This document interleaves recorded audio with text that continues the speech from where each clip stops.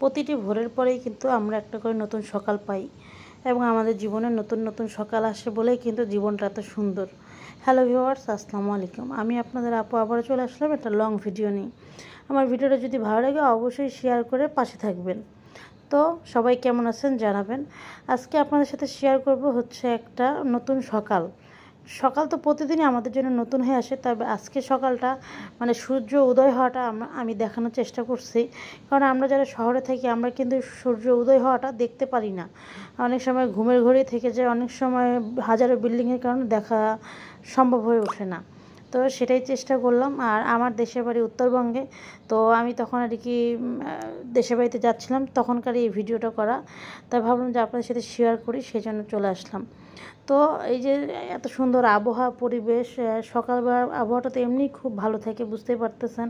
ঠান্ডা নিরিবিলি, মানে শুমশাম পাখির আওয়াজ ছাড়া আর কোনো আওয়াজই সেরকম থাকে না। তো সব মিলাই খুবই খুবই ভালো লাগতেছিল, মনে হচ্ছে যে মনটাও বুঝি ঠান্ডা হয়ে যাচ্ছে এরকম। আর তখন একটু হালকা হালকা ঠান্ডাও ছিল অবশ্য।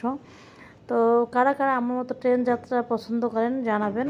আমার তো ট্রেনে যাওয়া আসা করাটা খুবই ভালো লাগে, কারণ জানলার পাশে বসে এরকম বাতাস, এরকম সুন্দর সুন্দর পরিবেশ দেখা খুবই খুবই ভালো লাগে। আবার অনেক কিছু খাওয়া দাওয়া করা যায়, যখন যেটা মন চায় সেটা খাওয়া যায়, অনেক হরেক মাল ওরা আসে। সব মিলে আর কি খুবই খুবই ভালো লাগে। যাতে আমাদের জার্নিটা অনেক সুন্দর হয় সেই ব্যবস্থাটা কিন্তু সেরকম থাকে। বাসেও ভালো লাগে, কিন্তু বাসেরটা হচ্ছে মানে বোরিং, একা কারোর সাথে কথা না বলে একা একা।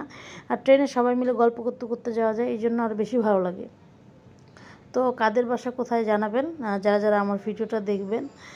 আর তারপর হচ্ছে যে এখন কিন্তু ট্রেন ব্যবস্থা অনেক আগের থেকে ভালো হয়েছে, অনেক অনেক ভালো হয়েছে। বেশি সব স্টপেজে দাঁড়ায় না এবং কি সব জায়গায় লেট করে না। খুবই খুবই ভালো লাগতেছে আমার এই বিষয়গুলো।